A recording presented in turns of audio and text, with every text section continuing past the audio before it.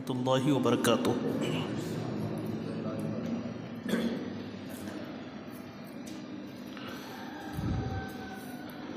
الحمد للہ الذی فضل سیدنا و مولانا محمدا صلی اللہ علیہ وسلم علی العالمین جمیعا، واقامہ یوم القیامۃ للمذنبین المتلوثین الخطائین الہالکین شفیعا۔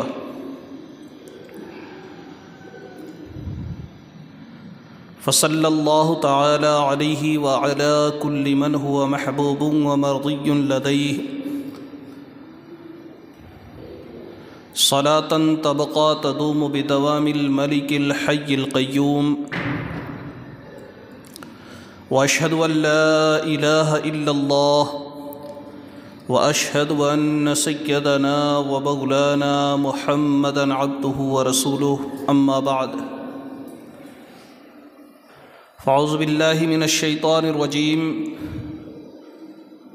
بسم الله الرحمن الرحيم، وعباد الرحمن الذين يمشون على الأرض هونا وإذا خاطبهم الجاهلون قالوا سلاما۔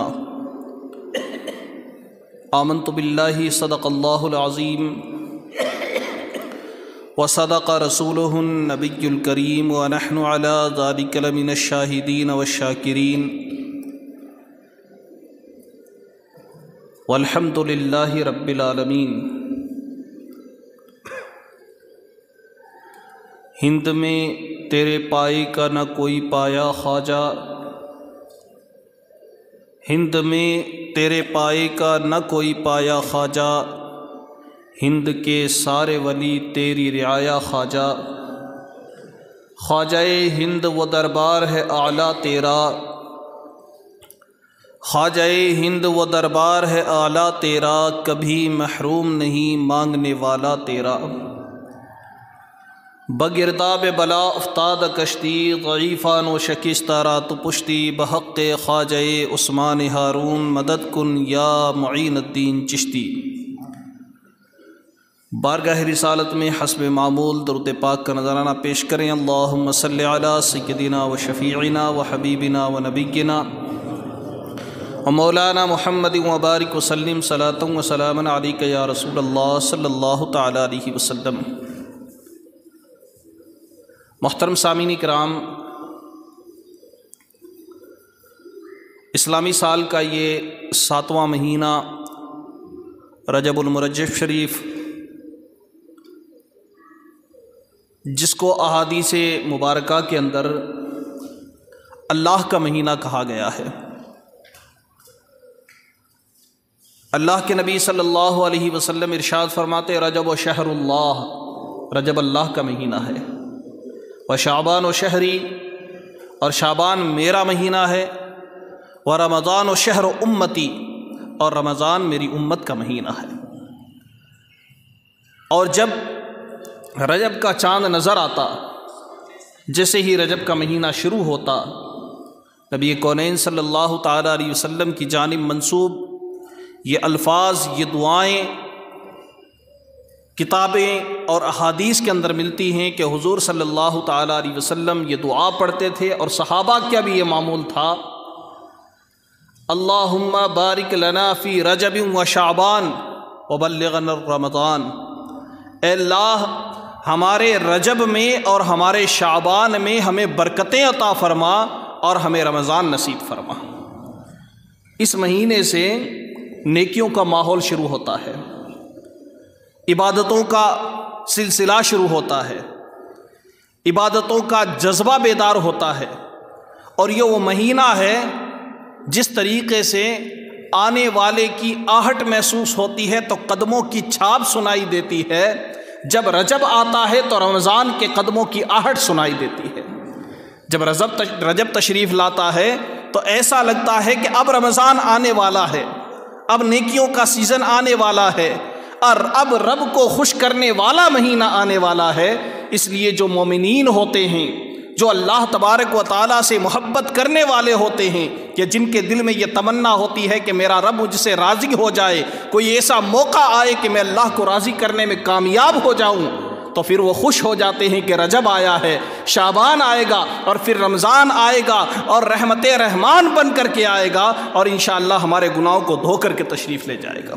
اس لیے یہ مہینہ تشریف لایا ہے رجب کا مہینہ، رجب و شہر اللہ، اور بزرگوں نے فرمایا رجب آب پاشی کا مہینہ ہے، یعنی بیج بونے کا مہینہ ہے۔ رجب میں بیج بویا جاتا ہے نیکیوں کا، رجب میں کھیتی شروع کی جاتی ہے نیکیوں کی، اور شعبان میں سینچائی کی جاتی ہے، نیکیوں کی فصل کو پانی دیا جاتا ہے، اور جب فصل پک کر تیار ہو جاتی ہے تو پھر رمضان میں نیکیوں کی فصل حاصل کی جاتی ہے، رمضان میں نیکیوں کی فصل کاٹی جاتی ہے۔ اس لیے رجب بیج بونے کا مہینہ، شعبان سینچائی کرنے کا مہینہ، اور رمضان پھل حاصل کرنے کا مہینہ ہے۔ تو اس ماہ مبارک کی بڑی فضیلتیں ہیں، لیکن چونکہ میرا آج یہ موضوع نہیں ہے، آج میں سرکار خواجہ غریب نواز رحمۃ اللہ تعالیٰ علیہ کے حسن اخلاق کے حوالے سے چند باتیں آپ کے سامنے کرنا چاہتا ہوں، اس لیے کہ جس طریقے سے ہندوستان کی سرزمین تہذیب سے، آشنائی سے، دانش مندی سے، خرد مندی سے بالکل خالی نظر آتی تھی، جب غریب نواز تشریف لائے اور نور ایمان لے کر آئے تو اللہ تبارک و تعالیٰ نے ہندوستان کو کفرستان سے بدل کر کے اسلامستان بنا دیا۔ یہ غریب نواز کے آنے کی برکتیں تھیں۔ تو ظاہر سی بات ہے اس محسن کا اگر تذکرہ نہ ہو تو یہ احسان فراموشی ہوگی۔ ہمیں یہ پتہ تو چلے کہ غریب نواز نے کن قربانیوں کے ساتھ ہمارے وطن عزیز ہندوستان میں مذہب اسلام کی لو جلائی ہے، اور کس طریقے سے اس چراغ کو روشن کیا ہے ہندوستان میں، اور کیسے دنیا میں بلکہ ہندوستان میں غریب نواز نے اہل اسلام کی، مخلوق خدا کی رہنمائی فرمائی ہے۔ جب سرکار غریب نواز ہندوستان تشریف لائے، اس سے پہلے یہ وہ وطن ہے جس کے حالات کا اگر ہم جائزہ لیتے ہیں تو پتہ چلتا ہے کہ ایک ایک عورت سے 4 یا 7 آدمی شادیاں کرتے تھے۔ سانپوں کو پوجنا، گوبر کو پوجنا، پتھروں کو پوجنا، اور کھانے والی چیزوں کو پتھروں پہ ڈال دینا، پتھروں پر گندگی میں ڈالنے والی چیزوں کو کھانے اور پینے میں استعمال کرنا۔ یعنی جس طریقے سے ہندوستان کی تاریخ کو ہم پڑھتے ہیں تو پتہ چلتا ہے ایک غریب نواز کے آنے سے پہلے ہندوستان میں وہ دور تھا جب کھانے والی ایک عظیم چیز جسے ہم گھی کہتے ہیں وہ پتھروں پہ چڑھایا جاتا تھا، اور جس کو گندگی میں بہا دینا چاہیے پیشاب، اس کو لوگ پیا کرتے تھے۔ لیکن جب غریب نواز آئے تو ان کے اندر عقل بیدار ہوئی، شعور بیدار ہوا، ان کے اندر اللہ تبارک و تعالیٰ نے ایک آشنائی پیدا کی، جس کی برکت سے اللہ تبارک و تعالیٰ نے لوگوں کو یہ سمجھ عطا فرمائی کہ مخلوق کے خدا کو کس طرح استعمال کرنا چاہیے۔ یہ ہندوستان کی سرزمین، ہمارے ہی وطن کی زمین، کسی کا شوہر مر جاتا، اگر وہ عورت کسی ایک مخصوص ذات سے تعلق رکھتی تو بتایا جاتا ہے کہ اپنے شوہر کے ساتھ، اپنی شوہر کی لاش کے ساتھ اس کو گود میں لے کر کے اسے بھی جلنا پڑتا تھا، جسے ستی کی رسم کہا جاتا ہے۔ لیکن غریب نواز میں ہندوستان آئے تو ان کو آ کر بتایا کہ زندگی اللہ کی بیش قیمتی نعمت ہے، اس کی قدر کرنی چاہیے، اور جب شوہر مر جائے تو عورت کے لیے ضروری نہیں ہے کہ وہ بھی اپنی جان دے، بلکہ عورت کے لیے حق ہے، اگر وہ جوان ہے تو اس کو چاہیے کہ شوہر کے انتقال کے بعد عدت پوری کرنے کے بعد وہ دوسرا نکاح کر کے اپنا گھر بسائے۔ یہ شعور کس نے بیدار کیا؟ یہ سرکار غریب نواز نے بیدار کیا، اور آسان نہیں تھا، بڑا دشوار کام تھا، کیونکہ ہندوستان میں راجپوتانہ چلتا تھا، اور راجپوت جو برادری ہوتی ہے وہ اپنی زبان میں اٹل، ان کو اپنی بات منوانا بڑا دشوار کام۔ لیکن یہ غریب نواز کے حسن اخلاق اور حسن کردار کا نتیجہ تھا کہ ان لوگوں نے اپنی روایات کو چھوڑ کر، اپنی بت پرستیاں چھوڑ کر، بلکہ اگر ہم تاریخ کے دور میں جائیں پیچھے تو پتہ چلتا ہے کہ کہیں نہ کہیں ہمارے آباء و اجداد بھی اس مذہب سے تعلق رکھتے تھے جو گمراہی کا مذہب ہوا کرتا تھا، لیکن جب غریب نواز آئے تو ہمارے آباء و اجداد کو، ہمارے باپ دادا کو اللہ نے دین ایمان کی دولت عطا فرمائی۔ نتیجہ یہ ہوا کہ آج ہمیں جو مذہب اسلام نصیب ہوا ہے، یہ سرکار غریب نواز کا کرم ہے۔ احسان نہیں بھولنا چاہیے۔ ہم صرف کرامتیں سنانے والے لوگ نہیں ہیں، ہم صرف کرامتوں کا تذکرہ نہیں، کرامت مسلم، اور یہ اللہ کی کرامت مسلم، کیونکہ ولی کی کرامت دکھانے کا مقصد کوئی شعبدہ بازی نہیں ہوتی، کوئی کھیل تماشا دکھانا مقصد نہیں ہوتا، بلکہ کرامت اس لیے دکھائی جاتی ہے تاکہ لوگوں کو ہدایت نصیب ہو جائے۔ میں آپ کو ایک واقعہ بتاؤں غریب نواز کا۔ ہندوستان کی سرزمین پر ایک بادشاہ ہوا ہے، راجہ ہوا ہے، جسے رائے پتھورا کہتے ہیں، پرتھوی راج چوہان، اکھنڈ بھارت کا سمراٹ، غیر منقسم ہندوستان کا سب سے بڑا بادشاہ۔ ہندوستان میں جتنے بھی رجواڑے تھے، جتنے بھی راجپوتانہ گھرانے تھے، وہ سارے کے سارے اس کے مرہون منت تھے، اس کو رقم ادا کرتے تھے، ٹیکس دیتے تھے۔ ساری چھوٹی چھوٹی حکومتیں اکھنڈ بھارت کے سمراٹ پرتھوی راج چوہان کی خدمت میں اپنا خراج بھیجتے تھے، اور بدلے میں یہ ان کی حفاظت کرتا تھا۔ ان کی حکومتیں، چھوٹے چھوٹے رجواڑے محفوظ رہتے تھے۔ جب غریب نواز وارد ہوئے ہندوستان میں اور ضرب اللہ کی صدا سے لوگوں کے دلوں کو مسخر کرنے لگے، اس نے دیکھا کہ یہ فقیر تنہا آیا تھا، اور چند سال گزرنے میں ہی اس کے پیچھے لوگوں کی بھیڑ لگ گئی۔ کہ ایسا نہ ہو کہ ہندوستان پورا کا پورا مسلمان بن جائے اور ہم تنہا رہ جائیں۔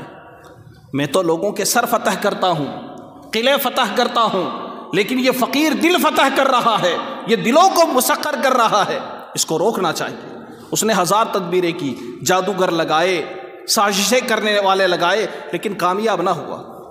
بالآخر اس نے چرچا سنا ایک نوجوان کا، ایک راجپوت نوجوان، بڑا بہادر، اس کو بلایا اور بند کمرے میں اس سے ملاقات کر کے کہا کہ جو معین الدین نام کا جو فقیر آیا ہے مسلمان، یہ دھیرے دھیرے میری رعایا کو بہکاتا چلا جا رہا ہے، تم اس کو ختم کر دو، اس کو ٹھکانے لگا دو، اس کو قتل کر دو، بدلے میں میں اپنی آدھی حکومت تجھے دے دوں گا۔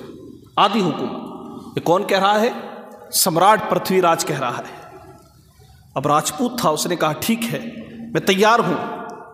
ایک خنجر لیا اور اپنے لباس کے اندر چھپا کر کے غریب نواز رحمۃ اللہ تعالیٰ علیہ کے دربار میں پہنچ گیا۔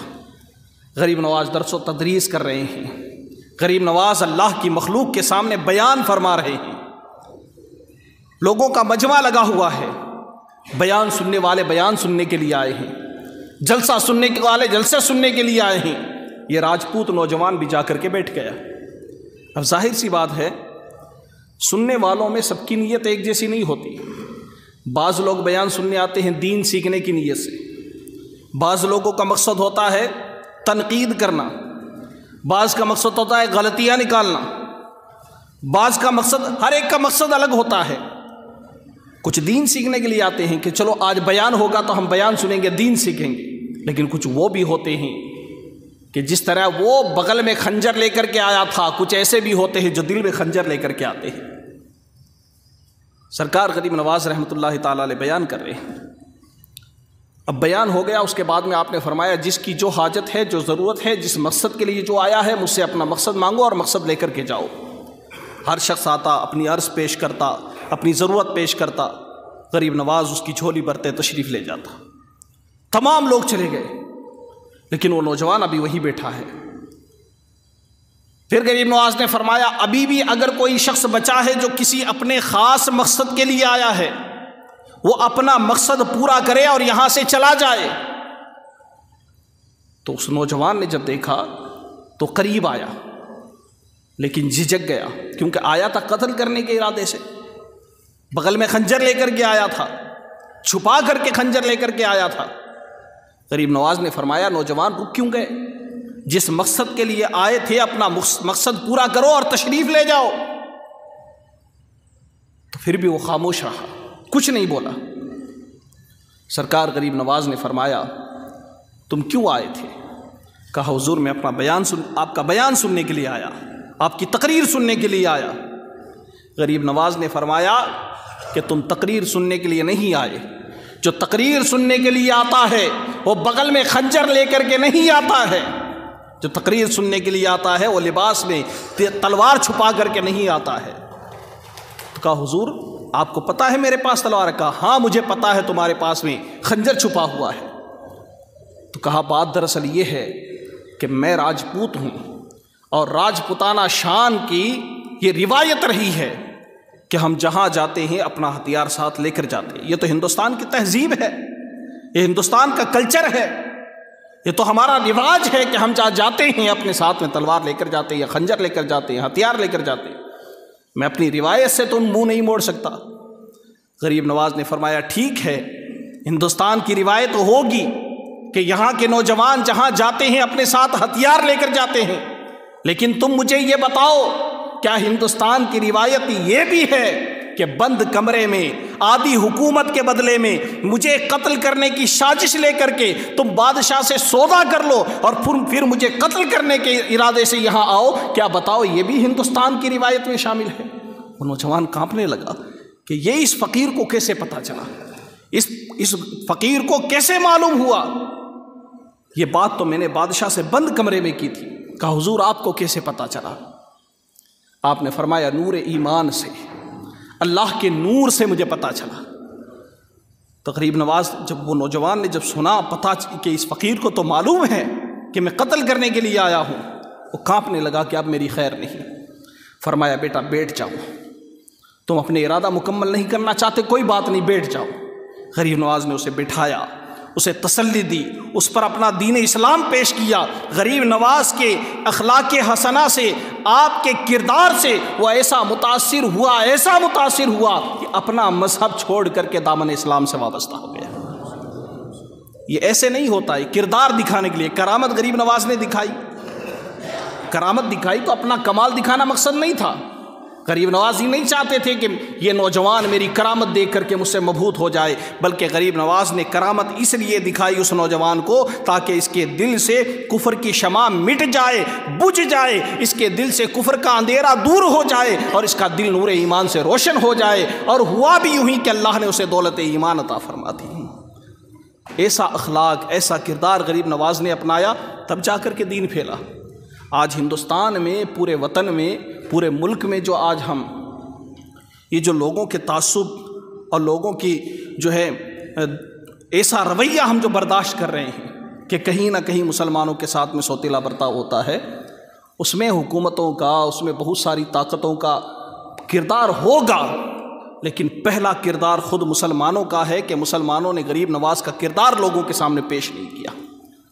آج ہمارے پاس سب کچھ ہے، ہم ہزاروں سال سے یہاں ہیں، موجود ہیں۔ غریب نواز تو دوسرے وطن سے آئے تھے، نہ تو یہاں کی زبان جانتے تھے، نہ یہاں کی تہذیب سے واقف تھے، نہ یہاں ان کی رشتہ داری تھی۔ تنے تنہا چند مریدوں کے ساتھ آئے، لیکن اس کے باوجود بھی اتنے ساری مخلوق خدا آپ کی گرویدہ بنی۔ اس کی وجہ یہ تھی کہ غریب نواز نے صحیح دین اور دینی کردار لوگوں کے سامنے پیش کیا۔ آج بھی ضرورت ہے اس بات کی کہ ہم اپنوں کے ساتھ میں بھی اور غیروں کے ساتھ میں بھی، رشتہ داروں کے ساتھ میں بھی اور ان لوگوں کے ساتھ میں بھی جو ہمارے رشتہ دار نہیں ہیں، ہمارے ہم مذہب کے ساتھ میں بھی اور ان لوگوں کے ساتھ میں بھی جو ہمارے مذہب والے نہیں ہیں، سب کے سامنے ہم اچھا کردار پیش کریں۔ انشاءاللہ دنیا دیکھے گی، دنیا یہ تسلیم کرے گی کہ اسلام وہ مذہب ہے جو امن کا درس دیتا ہے، اسلام وہ مذہب ہے جو سب سے پیارا مذہب ہے، اور اسلام کے ماننے والے وہ لوگ ہوتے ہیں جنہیں مسلمان کہتے ہیں، اور مسلمان اچھے کردار کے حامل ہوا کرتے ہیں۔ شرط اس بات کی ہے کہ ہم غریب نواز کا کردار اپنائیں، غریب نواز کی زندگی کو اپنی زندگی میں اپنانے کی کوشش کریں۔ کیسا پیارا اور ستھرا کردار پیش کیا۔ ایک پنڈت آیا تھا غریب نواز سے مناظرہ کرنے کے لیے، اور آیا کہاں سے؟ بنارس سے، وارانسی سے، جسے کاشی کہتے ہیں۔ ہندوستان میں ہمارے ہم وطن ہندو بھائیوں کا ایک بڑا ہی، ان کی نظر میں ایک بڑا ہی پاکیزہ جگہ ہے ان کی، کاشی، اور وہاں اپنے مذہب کے تئیں بڑے بڑے عالم ہیں ان کے اعتبار سے، اور بہت بڑا ماننے والا۔ وہ آیا غریب نواز کی بارگاہ میں، اس کا منشا یہ تھا کہ وہ غریب نواز سے اسلام کے تعلق سے مناظرہ کرے گا۔ بفرا ہوا آیا، غصے میں آیا، اس انداز میں آیا ہے کہ مجھے آپ سے مناظرہ کرنا ہے۔ وہ غریب نواز کی خدمت میں آیا اور کہا کہ تم میں معین الدین کون ہے؟ آپ نے فرمایا فقیر کو معین الدین کہتے ہیں۔ کہا میں آپ سے مناظرہ کرنا چاہتا ہوں ہمارے مذہب کی حقانیت کے بارے میں، کہ ہمارا مذہب حق ہے یا وہ مذہب حق ہے جسے تم دوسرے ملک سے لے کر کے آئے ہو۔ غریب نواز نے فرمایا کہ آپ آئے کہاں سے؟ کہا میں آیا ہوں بہت دور سے، بنارس سے۔ تو میرے غریب نواز نے فرمایا تم بڑے دور سے آئے ہو، بڑا لمبا سفر کر کے آئے ہو، اتنا لمبا سفر کر کے آئے تھک گئے ہوگے، ایسا کرو پہلے میری خانقاہ میں بیٹھ جاؤ، پہلے کھانا کھا لو، تھوڑی دیر آرام کر لو، مناظرہ اور باتوں کا کیا ہے وہ تو بعد میں ہوتے رہیں گے، وہ تو بعد میں ہوتے رہیں گے، پہلے آرام کر لو، پہلے کھانا کھا لو۔ سرکار غریب نواز نے اپنی خانقاہ میں اسے جگہ دی، اسے کھانا کھلایا، اسے آرام کروایا۔ جب وہ آرام کر چکا پھر اس کے بعد جب غریب نواز کی بارگاہ میں آیا تو اس کے دل کی حالت بدل چکی تھی۔ وہ جان چکا تھا کہ جو اللہ والا فقیر اتنے اچھے کردار کا حامل ہو اس کا مذہب جھوٹا نہیں ہو سکتا، اس کا مذہب سچا ہے، اور اسی مذہب اسلام کو قبول کر کے وہ بنارس سے چل کر آنے والا پنڈت کلمہ پڑھ کر کے مسلمان ہو گیا۔ تو یہ سارا کردار غریب نواز کا جس کو آج اپنانے کی ضرورت ہے۔ اس لیے 6 رجب شریف، آنے والی 6 رجب شریف کو سرکار خواجہ غریب نواز رحمۃ اللہ تعالیٰ علیہ کا عرس مقدس ہے۔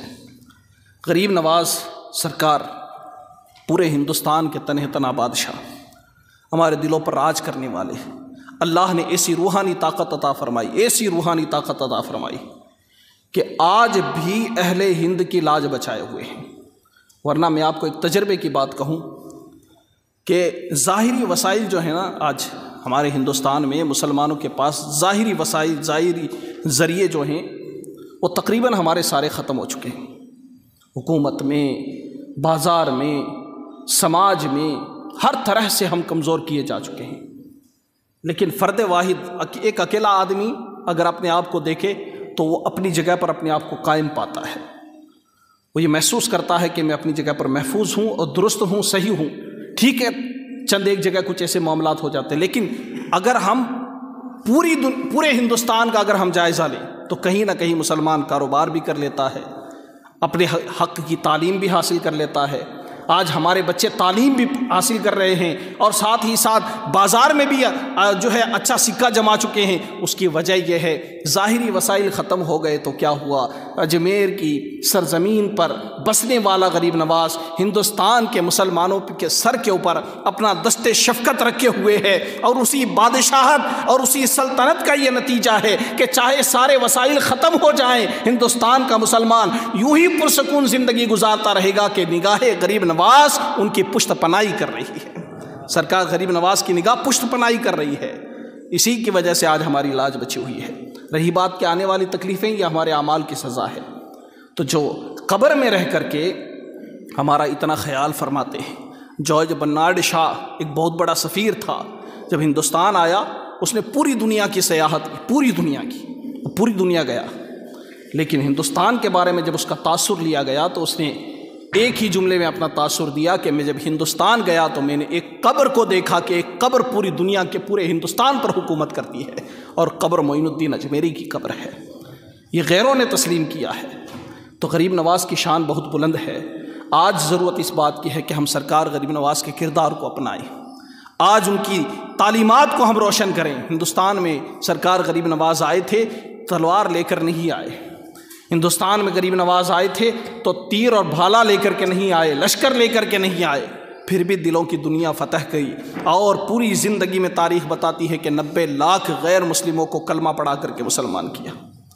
اتنی بڑی تعداد ایک تنہا آج عقل تسلیم ہی نہیں کرتی ہے۔ لوگ کہتے ہیں 90 لاکھ، اتنی تو آبادی نہیں تھی، اتنے تو لوگ ہی نہیں تھے، 90 لاکھ کیسے؟ پوری زندگی میں سرکار غریب نواز نے 90 لاکھ سے زیادہ لوگوں کو کلمہ پڑھایا اور مسلمان کیا۔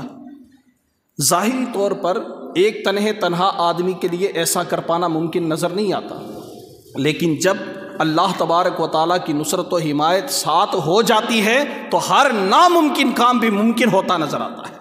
اور اللہ کی نصرت و حمایت کب ساتھ ہوتی ہے؟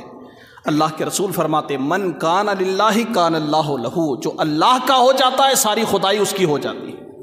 آپ خدائی کاموں میں لگ جائیں، آپ اپنے آپ کو اللہ کے سپرد کر دیں اور کام وہ کریں کہ جس سے رب راضی ہو کام وہ کریں کہ اس کا حبیب راضی ہو، تو انشاءاللہ ہر طرف ہر قدم پر اللہ کی حمایت آپ کے ساتھ ہوگی، آپ کی پشت پناہی ہوگی، اور سرکار غریب نواز کی طرح آنے والی مصیبتیں پریشانیاں اپنے آپ ہٹتی چلی جائے گی۔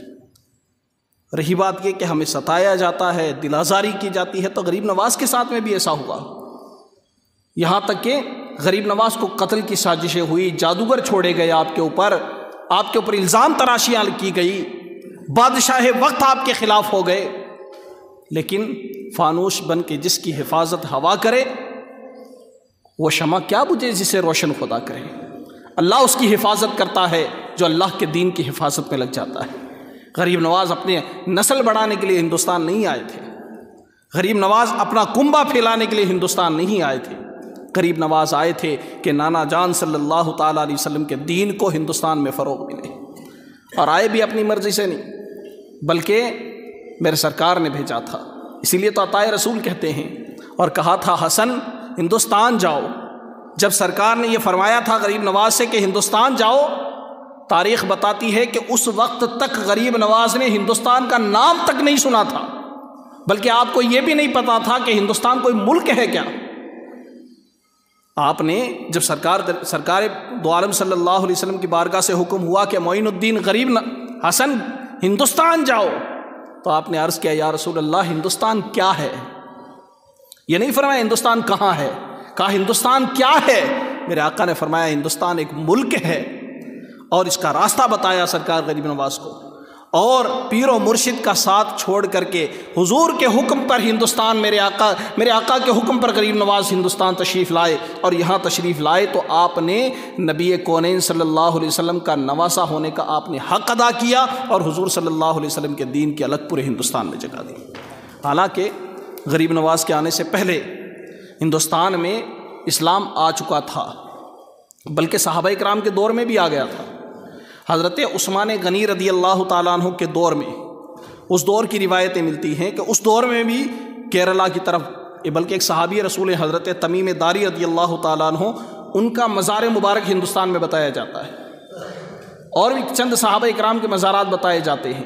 تو ہندوستان میں دین آ چکا تھا پہلے بھی، لیکن بڑی تنتراک کے ساتھ میں، بڑی تابانی کے ساتھ میں ہندوستان میں جو دین پھیلا ہے، مذہب اسلام پھیلا ہے، یہ صرف اور صرف میرے خواجہ غریب نواز کی نگاہ کرم کا ثمرہ ہے۔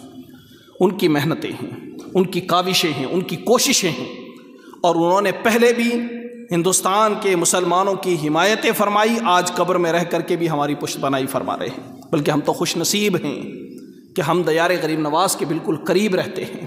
ہمیں تو اور زیادہ فیض حاصل کرنا چاہیے۔ اللہ سرکار غریب نواز رحمۃ اللہ تعالیٰ علیہ کا فیضان ہمیں یوں ہی عطا فرمائے، اور غریب نواز رحمۃ اللہ تعالیٰ علیہ کی عقیدت میں ہی دنیا میں زندہ رکھے، اور غریب نواز کی عقیدت میں ہی دنیا سے اٹھائے، اس لیے کہ حدیث پاک ہے من مات علی حب محمد و حب آل محمد مات شہیدن۔ آقا ارشاد فرماتے ہیں جو حضور کی محبت میں دنیا سے گیا یا حضور کی آل کی محبت میں دنیا سے گیا، اللہ اسے شہادت کا درجہ عطا فرماتا ہے۔ غریب نواز بھی آل رسول ہے، ان کی محبت میں جو دنیا سے جاتا ہے وہ شہید ہو کر کے دنیا سے جاتا ہے۔ اور خود غریب نواز جب تشریف لے گئے تو آپ کی پیشانی پر لکھا ہوا تھا، آپ کی پیشانی پر مات حبیب اللہ فی حب اللہ، کہ اللہ کا حبیب اللہ کی محبت میں دنیا سے گیا ہے، آپ کی پیشانی پر لکھا ہوا تھا۔ تو شان غریب نواز کی بہت بلند ہے، بیان کرنے جائیں تو کافی وقت ہو چکا ہوگا، لیکن چونکہ میرا وقت پورا ہو گیا، اللہ تبارک و تعالیٰ سرکار غریب نواز رحمۃ اللہ تعالیٰ علیہ کا فیضان ہم تمام مسلمانوں کو عطا فرمائے۔ اور 6 رجب شریف کی تاریخ جب آئے، آج 2 تاریخ ہے، 6 رجب شریف کی تاریخ جب بھی آئے تو آپ حضرات اپنے اپنے گھروں میں غریب نواز کی یاد منائیں، فاتحہ لگائیں، ہو سکے تو غریب نواز کے نام پر صدقات و خیرات کریں۔ اللہ تبارک و تعالی ہم تمام مسلمانوں کو توفیق عطا فرمائے۔ جو بیان کیا گیا رب کریم اس میں اگر کوئی غلطی ہوئی ہو تو اللہ رب کریم مجھے معاف فرمائے۔ استغفر اللہ ربی من کل ذنب واتوب الیہ۔ السلام علیکم ورحمۃ اللہ وبرکاتہ۔